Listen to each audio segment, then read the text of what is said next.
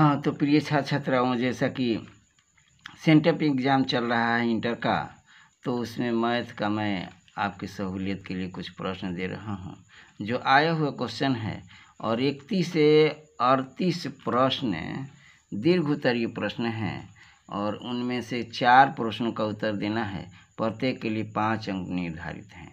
तो इसमें से 31वां प्रश्न है, सिद्ध करें A1 square minus BC 1B square minus A और 1C square minus AB equal to 0। इतना हमको सिद्ध करना है। तो तीसरी पंक्ति के लिए रो को प्रथम 2 में से घटाने पर दिया हुआ सारणिक जो होगा इस तरह से हो जाएगा और फिर इसमें से आगे फिर बनाएंगे तो ये 1 को लेकर के इस प्रकार से हो जाएगा। प्रथम स्तंभ में विस्तार करने पर ये कॉमन लिया जाएगा A माइनस C और B माइनस C, तो इस प्रकार से मिलेगा। और पंक्तियों में उभयनिष्ठ गुणनखंड निकालने पर और इसका मान जो है 0 हो जाएगा, क्योंकि दोनों पंक्ति एक समान है, तो इसका मान जो है 0 हो जाएगा और 0 में गुणा करने से टोटल मान 0 हो गया। सो हमें यही साबित कर देता है, यानी यही हमको प्रूव करना था। फिर अगला 32 प्रश्न है कि cos inverse x plus cos inverse y cos inverse z बराबर पाई, तो सिद्ध करके x square y square Z square plus 2xy Z equal to 1। तो चूँकि cos inverse x cos inverse y और कॉस इनवर्स z बराबर pi है, तो cos inverse x plus cos inverse y और कॉस इनवर्स x z को हम, ये z है तो इस z को हम इधर ला रहे हैं तो माइनस हो जाएगा और इस तरह से cos inverse x cos inverse y का वैल्यू यहाँ पर आ जाता है और pi minus cos inverse x, और इस तरह से ये कॉस को हम इधर ला देंगे तो ये इन्वर्स है तो ये cos pi minus cos inverse x हो जाएगा और इस तरह से pi cos inverse x minus हो जाएगा कॉस इनवर्स z, और इस तरह से एक्स वाई और 1 minus X square 1 minus Y square ये जो वैल्यू आ रहा है, so x minus Y under root 1 minus X square 1 minus Y square बराबर इस ये कॉस और कॉस इनवर्स कट करके ये माइनस जेड हो जाएगा और X Y plus Z equal to ये माइनस है तो इधर आकर के प्लस हो जाएगा और वर्ग करने पर इसका होल स्क्वायर करने पर इसका रूट हट जाएगा और a प्लस बी को होल स्क्वायर में इसको तोड़ देंगे और फिर इसका गुणा कर लेंगे और गुणा करने के बाद ये कट जाएंगे और ये इतना, ये माइनस है तो इधर प्लस हो गया, y माइनस है तो प्लस हो गया और ये जेड स्क्वायर और फिर ये प्लस है और बराबर में 1, यही हमको प्रूव करना था। हाँ भाई, तो अब दीर्घ उत्तरीय का 33वां प्रश्न सो आप देख रहे हैं कि यदि x के पावर m y के पावर n बराबर x minus Y m plus n हो तो dy बाई dx ज्ञात करना है। और तब हम इसको इस तरह से साबित कर रहे हैं। देखिए फॉर्म हमारा दिया हुआ ये प्रश्न है कि dy बाई dx निकालिए, तो x to the power m और y to the power n बराबर x minus Y x m plus n, और दोनों ओर x के सापेक्ष अवकलन करने पर तो फर्स्ट का differentiation i into second plus second का डिफरेंशिएशन इंटू फर्स्ट और फिर y का हो जाएगा dy बाई dx, और इस तरह से आगे इसका अवकलन करेंगे तो पावर में है तो m प्लस n और x minus Y m plus n minus 1, और फिर x का डिफरेंशिएशन 1 होता है और y का dy बाई dx होता है। इस तरह से m प्लस n और x minus Y m plus n minus 1 के लिए हम x माइनस वाई ले लिए और फिर 1 में हमने इसको गुणा करके यहाँ रखा है और फिर इसको हम dy बाई dx के साथ ले रहे हैं तो m plus n x minus Y m plus n बटा x minus Y dy by dx, और तब इसको फिर उतार लेते हैं और ये माइनस है तो इधर आकर के प्लस हो जाएगा और फिर ये वाला टर्म यहाँ आ जाता है। तो इस तरह से m plus n x minus Y m plus n बटा x माइनस वाई और फिर m x के पावर m y के पावर n और x, क्योंकि इसमें हमने dy बाई dx टर्म को इधर रखा है और बाकी को इधर रखा है, और फिर इसमें dy बाई dx को कॉमन ले लिए हैं सो इधर वाला बच गया है और फिर इधर वाला इधर आ गया है, और इस तरह से x के पावर माइनस x के पावर m y के पावर n और dy बाई dx, और जो बचा हुआ टर्म है वो यहाँ और इसी तरह से यहाँ बचा हुआ टर्म है, और इसका मान पहले से दिया गया है कि ये x minus Y M plus n बराबर होता है x m y n। तो इस तरह से ये मान लेने के बाद और dy/dx और ये एलसीएम लेकर के इस तरह से गुणा करने के बाद और फिर इसको भी गुणा किया गया और इसमें ये कट गया और फिर ये x माइनस वाई और x माइनस वाई यहाँ पर कट गया। सो इस तरह से बचा हुआ मान फिर ये इसके साथ कट गया और ये जो बचा है फिर यहाँ बच गया है। dy/dx निकालने के लिए इसको यहाँ रखा और ये y ऊपर चला जाएगा और ये फिर जो टर्म नीचे है नीचे ऊपर वाला नीचे आ जाएगा इस तरह से, और तब dy/dx बराबर y nx minus my nx minus 2ny minus my इस तरह से हमें मिलेगा। दो रेखाएं आर, हाँ 36 नंबर सवाल अब देख लें हम लोग। 36 नंबर सवाल, दो रेखाएं आर बराबर I plus 2j plus 3k lambda I minus 3j plus 2k तथा आर बराबर 4i प्लस 5 प्लस 6k और mu 2i plus 3j plus k के बीच की लघुत्तम दूरी ज्ञात करना है। तो रेखाएं a1 और लैम्डा b1 और r बराबर a2 म्यू b2 अगर हो तो रेखाओं की तुलना करने पर a1 बराबर ये हो गया और फिर a2 बराबर इधर वाला हो गया और b1 ये हो गया, b2 ये वाला हो गया। इस तरह से r बराबर a1 लैम्डा b1 और r बराबर a2 लैम्डा b2 के बीच की न्यूनतम दूरी अगर निकालना है तो d बराबर a2 माइनस a1 और b1 क्रॉस b2 बटा मॉड में b1 क्रॉस b2 इस तरह से आता है। और a2 माइनस अभी वैल्यू को निकालते हैं, a2 माइनस a1 तो a2 का वैल्यू यहाँ पर है, a2 का वैल्यू में से a1 को घटा दिया और तब ये मान निकला 4 में से 1 घटेगा तो 3i हो जाएगा, 5 घटाओ 2 3y हो गया, 6 घटे इस तरह से बचेगा। और ये फिर b1 और b क्रॉस का मान निकालने के लिए आगे की तरफ फिर क्रॉस के लिए i j k और उसका मान रख देने के बाद फिर ये इस तरह से i और 3 इकाई 3 3 दूनी 6 इस तरह से ये मान को हम लोग i और j के साथ सब निकाल लेते हैं और b1 क्रॉस b2 का मान इस तरह से निकाल लेते हैं। और समीकरण 1 में जो पीछे बताया गया था d बराबर a2 minus a1 b1 cross b2 और b1 क्रॉस b2 का मॉड, सो इसके मान को ऊपर से रख लिया जाता है और रखने के बाद फिर ये इसका गुणा हम लोग कर लेते हैं डॉट प्रोडक्ट और तब डॉट प्रोडक्ट के मान आ जाता है 27 और प्लस माइनस 27 प्लस 27 कट जाता है और 9/3 19 बचता है, इसे कटा लेते हैं तो 3√19 बचता है। यही हमारा आंसर है।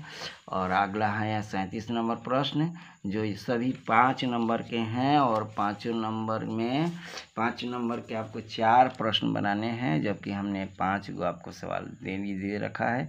दो पासों को फेंकने के लिए x छक्कों की संख्या को व्यक्त करें तो x की प्रत्याशा ज्ञात करें। ऐसा पासा उछालने के प्रदर्शित समष्टि 1 2 3 4 5 6 होती है। एक पासे पर छक्का प्राप्त होने की प्रायिकता 1/6 हो जाएगी और पासे पर छक्का प्राप्त न होने की प्रायिकता 1 में से इसको माइनस करके 5/6 होगा। जब दो पासे उछाले जाते हैं तो ns बराबर 36 और p0 और p कोई छक्का प्राप्त न हो तो p 5/6 × 5/6 25/36 और p1 बराबर एक छक्का प्राप्त होना तो 2 × 5/6 1/6 और 10/16 जो ऊपर से लिया गया है। और p2 बराबर 2 छक्का प्राप्त होना 1/6 1/6 1/36। x की प्रत्याशा ex बराबर म्यू और इसका मान आता है i = 0 to 2 xi pi।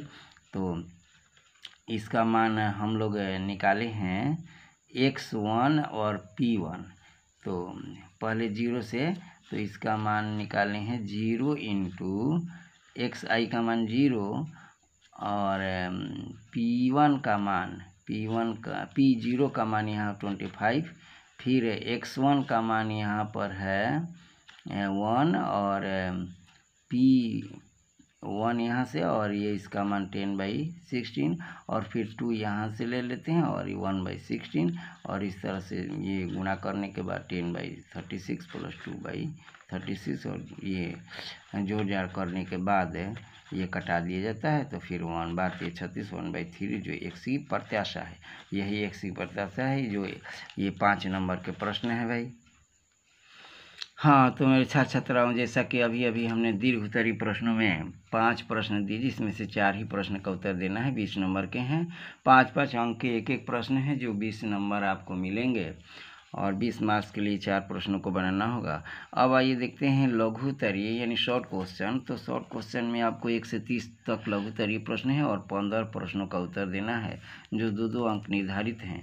पहला सवाल हमारा है कि बिंदुओं -1, 3, 2 और 2, 3, 5 से गुजरने वाली सरल रेखा के दिक् को ज्ञात करें। तो आइए देखते हैं, ये बिंदु -1, 3, 2 और 2, 3, 5 से गुजरने वाली सरल रेखाओं के दिक् को ज्ञात करना है। तो इसको हम ये पॉइंट को हम P मान लेते हैं और दूसरे को Q मान लेते हैं। तो PQ बराबर होता है, ये डिस्टेंस है, x2 - x1 का होल स्क्वायर, y2 - y1 का होल स्क्वायर, z2 - z1 का होल स्क्वायर, और यह है x1, यह है x2। इस तरह से इसके y1 y2 है, z1 z2 है। इस तरह से मान को माइनस करके और इस तरह से हम मान को घटा लेते हैं और घटाने के बाद स्क्वायर कर लेते हैं। स्क्वायर करने के बाद 9 9 18, चूँकि ये तो 0 हो जाएगा, 3 - 3 और तब 2 9, ये 9 का वर्गमूल 3 और 2 हो जाता है।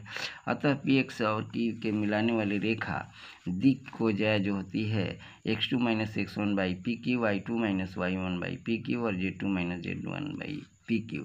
तो x2 - x1 का मान 2 - 1 और 3√2 जो कि PQ का वैल्यू है। उसी तरह 3 - 3 PQ का वैल्यू और फिर 5 - 2 PQ का वैल्यू यहाँ पर मान रख दिया गया है। और फिर 1/√2 और 0/3√2, 1/√2 और इस तरह से ये सब मान जो आए, यही हमारी दिक्कत हैं। अब दूसरा प्रश्न है, समाकलन करना है इंटीग्रल dx बटा 1 प्लस एक्स। तो इंटीग्रल dx बटा 1 plus x dx by 2 cos square 1 + 2, चूँकि 1 प्लस कॉस एक्स बराबर 2 cos स्क्वायर x/2 होता है। तो इस फॉर्मूले से ये यहाँ लिख दिया गया 1/2 और 2 cos स्क्वायर ऊपर ले जाएंगे तो sec स्क्वायर x/2 हो जाएगा और ये 2 इधर बाहर आ गया है। 1/2 sec स्क्वायर का इंटीग्रल tan x होता है और फिर 1/2 हो जाएगा plus c, constant of integration है, और तब बच जाएगा, ये कट जाएगा tan x/2 प्लस c। यही हमारा आंसर है। आगे अब चौथा प्रश्न आप देख लें। यहाँ पर चौथा प्रश्न है cot 4 cot इन्वर्स 3 और cosec इन्वर्स √5 बराबर पाई हमको साबित करना है। तो इसके लिए आप देख लें, लेफ्ट हैंड साइड में cosec स्क्वायर √5 और बराबर 6, √5 बराबर cos 6, और इसका मतलब LHS से मान हमको निकालना होता है। और cos 6 बराबर 1 प्लस cot स्क्वायर, cos 6 - 1 और cot स्क्वायर थीटा और cos स्क्वायर थीटा। हाँ, तो LHS में cos इन्वर्स √5, ये √5 है, इक्वल टू थीटा मान लेते हैं, तो 5 बराबर cos थीटा हो जाता है। फिर cosec square theta 1 plus cot square theta, cos square -1 बराबर cot स्क्वायर थीटा और √5 इसका मान रख लेते हैं। और इस तरह से cot स्क्वायर का मान होता है 4 और cot थीटा बराबर 4 का वर्गमूल plus -2, 4 cot inverse 3, cot inverse 1, 2 बराबर पाई, तो 4 tan इन्वर्स 1/3 और tan इन्वर्स 1/2। अब सूत्र से tan inverse x plus Y बराबर 1 माइनस cos xy। तो इस तरह से हाँ, तो अब पांचवा प्रश्न आप देख लें कि a बराबर 1 1 1 दिया है और b बराबर 1 2 3 4। इस तरह से AB और BA ज्ञात करना है। तो आइए इसके लिए देखते हैं कि ये AB बराबर इसका गुना करते हैं AB, और AB का मान इस तरह से हमको इस प्रकार निकलेगा और फिर BA का इस तरह से निकलेगा और तब इसका मान गुना करने के बाद इतना आ जा सकता है। फिर छवा देखिए, सारणी के 1 1 1 ABC इस तरह से है और R1 - R2 R2 - R3 करने पर इस तरह से मान आता है और R1 में A - B और R2 में B - C उभयनिष्ठ है और इसको कॉमन लिया गया, तो इस तरह से मान निकला। और इसके अनुसार प्रसारण करने पर इस तरह से वैल्यू निकला और इसका मान अब गुणा करने के इस तरह से निकालते हैं और इसमें से B कट गया है, तब C - C आता है। यही हमको निकालना था। सो यही हमारा वैल्यू है, यही हमारा आंसर है। हाँ, अभी 11वां प्रश्न पर हम लोग चल रहे हैं। देखिए, यहाँ पर 11वां प्रश्न है, समाकलन करें x - 1 का whole square x4 2x³ plus x² dx। और इस तरह से इसका मान हम लोग यहाँ इस तरह से निकालते हैं। तो ये मान यहाँ पर x² को कॉमन ले लिया गया है, और कॉमन लेने के बाद x² और फिर इसमें से x² - 2x + 1 का, तो x - 1 का होल स्क्वायर ये हो जाता है, और dx और ये कट जाता है 1/x² इंटू dx, और x के पावर -2 हो जाएगा dx, और इसका इंटीग्रल x के पावर -2 + 1 -2 + 1 + c, और x पर -1 + c, और ये चूँकि ऋणात्मक है तो नीचे आ जाएगा -1/x + c ये टेंट ऑफ इंटीग्रेशन है। तो अब है 13वां प्रश्न, जो लघुत्तरीय 2 मार्क्स के हैं, और इसका मान है समाकलन करें x sin² x dx। इसका वैल्यू निकालना है। तो इसके लिए हमने बनाया है समाकलन करने के लिए x sin² x dx 1/2, और 2 से यहाँ पर गुणा कर दिया गया है, और गुणा करने के बाद 1/2 x sin² x, और 2 sin² x का वैल्यू होता है, देखिए 1 - cos 2x dx, क्योंकि cos 2x बराबर 1 - sin² x होता है, और 2 sin² बराबर 1 - cos 2x होता है। तो 2x² 2 sin² x के जगह पर 1 - cos 2x हो गया, और इस तरह से 1/2 और x से इसमें गुणा किया dx हो गया, तो x dx 1/2 फिर आएगा इसमें, और तब x cos x dx, और तब 1/2 x का इंटीग्रेशन होता है x²/2, फिर 1/2, और फिर 1/2 x sin 2x cos x का sin 2x, और फिर 2x का 1/2 है इस तरह से, और प्लस 1/4 2x, और इस तरह से टोटल का टोटल मान हमारा मिल जाएगा x²/4, और फिर x sin 2x/4, और माइनस में cos 2x/8 प्लस c, और c जो है कांस्टेंट ऑफ इंटीग्रेशन है। यही हमारा आंसर है। हाँ, तो भैया 14वां प्रश्न आप देख लें कि 0π/6 cos x cos 2x dx का मान ज्ञात करना है। तो इसके लिए हमने यहाँ बनाया है कि 0 to π/6 cos x cos 2x dx का मान निकालने के लिए हम ये 1/2 प्रश्न को यहाँ पर ले लिए, और फिर बराबर में 1/2 लिखने के बाद 2 से ये भाग और गुणा किया गया है, और तब cos c into cos d के फॉर्मूले पर a + b cos a + b cos b cos a + b into cos a - b, इस तरह से ये फॉर्मूला है एक तरह का, 2 cos a into sin a का फॉर्मूला है।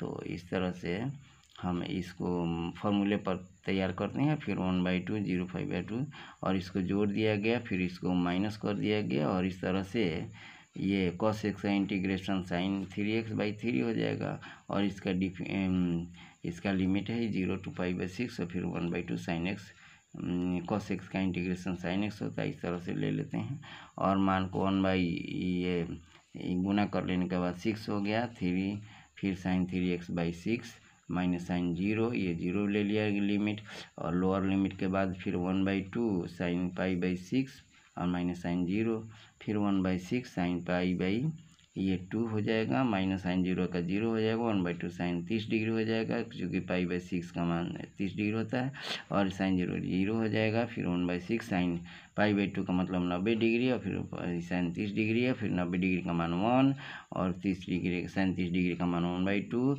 और इस तरह से गुना करने के बाद ये मान प्राप्त होते हैं। फिर एलसीएम लेकर के इसका मान हम प्राप्त कर लेते हैं। यही हमारा आंसर है। हाँ भाई, तो अब 15वां प्रश्न देख लें। 15वां प्रश्न भी 2 नंबर का है, लघुत्तरीय है, और इसके लिए यहाँ पर हमने आपको बना करके देना चाह रहा हूँ। सो इसे आप देखें कि किस तरह से ये बना हुआ है। तो 15वां प्रश्न, ये 0 to π/2 और cos x √sin x और √cos x dx, इसका वैल्यू निकालना है। तो मान लिया i बराबर इतना मान हो गया, और इसको फर्स्ट मान लेते हैं, और 0 to a x dx बराबर 0 to f F A minus x D x ये फार्मूला है।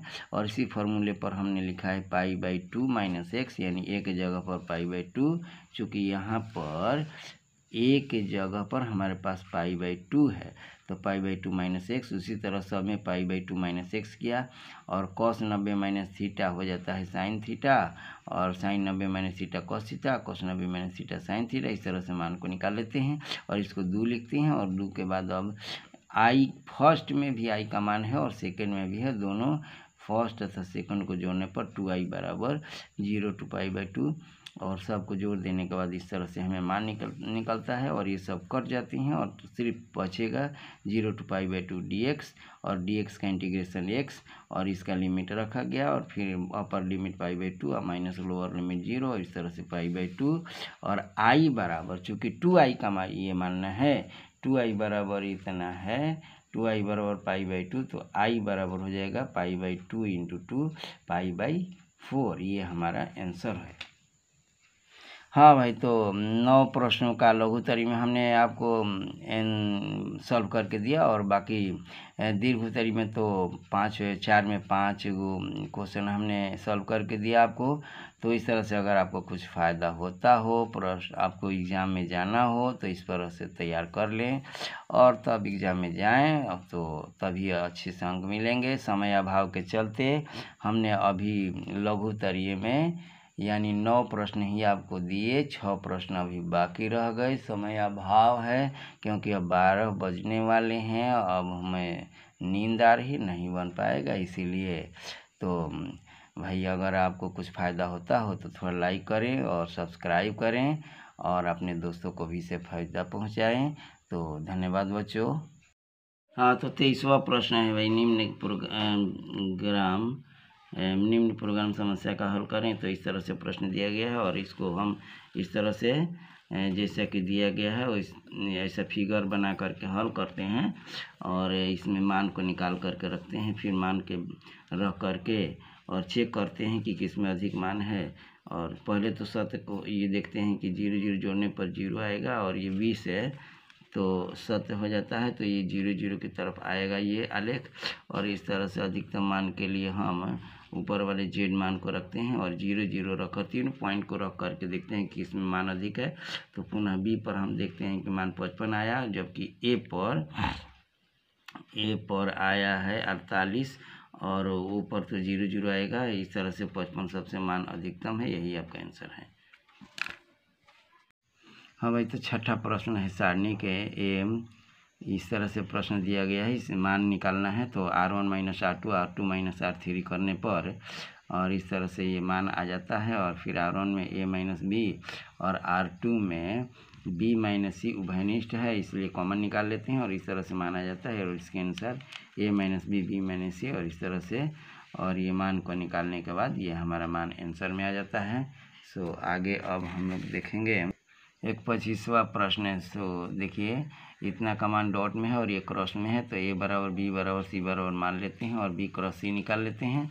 और B क्रॉस C निकालने के बाद फिर A dot B cross C, और इस तरह से मान को लेकर के ये 46 मान आ जाता है। हाँ, तो फिर इच्छा 17 जैसा कि 21वां प्रश्न है, 2i 3j और प्लस 5k 8i 9j और प्लस 11 के ये सदिश गुणनफल ज्ञात करना है। तो इसका आंसर आप यहाँ से देख लेंगे। ए बराबर मान लेते हैं A equal to 2i minus 3j plus 5k, B equal to 8i minus 9j plus 11 K, और A cross B i j के। इस तरह से मान इसके रख करके, और फिर इसका i और i वाले लाइन ये वर्टिकल और हॉरिजॉन्टल हट जाएंगे, तो फिर ये 11 से 33 और 9 5 45 इस तरह से हो जाएगा। इस तरह से कॉलम रो को जे के लिए अब कॉलम और रो ये हट जाएंगे जे वाले का, तो इसमें 11 दूनी 22 8 5 40 इस तरह से आएगा। इस तरह से मान को निकाल करके और ये जोड़ करने के बाद ये मान हमारा आता है। तो हाँ, अब 27वां प्रश्न देखिए, दो घटनाओं A और B के लिए PA बराबर दिया गया PB और PB/A दिया गया है, PA/B ज्ञात करना है। तो इसके लिए PA/B बराबर ये फॉर्मूला होता है, और PA इंटरसेक्शन B का मान जो ऊपर से PA है, तो पी ए का मान यहाँ पर 0.8 है इंटू पी बी बाई ए का मान है जो 0.4, इसको गुणा कर लेते हैं और फर्स्ट में पी ए बाई बी से मान को रख करके इंटरसेक्शन बी का जो मान आया है उसको रख लेते हैं, पी बी का मान इसमें दिया गया है उसको रख लेते हैं और इसके बाद कटा करके ये मान को लाते हैं। और फिर इसके बाद हाँ, अब 29वां प्रश्न देख लीजिए। इंटीग्रल का लिमिट 1 to 2 log x का whole square by x D X का मान निकालना है। तो मान लिया कि log x बराबर जेड है, तो log x का differentiation 1 by x D x होता है और जेड का डी जेड हो जाता है। और फिर ये इंटीग्रल हम निकालते हैं cos x बाई एक्स का होल स्क्वायर डी एक्स। तो इसका मान log x को हमने z माना तो z स्क्वायर हो जाएगा और इसके बाद x और by D x by x का डी जेड हो जाएगा और इस तरफ से Z square Z Q by 3 हो जाएगा 1/3 और मान को रख लेते हैं। जेड का जो मान है log x उसको log x रख करके होल क्यू बना लेते हैं और तब अब इंटीग्रल का पूरा मान रख रहे हैं।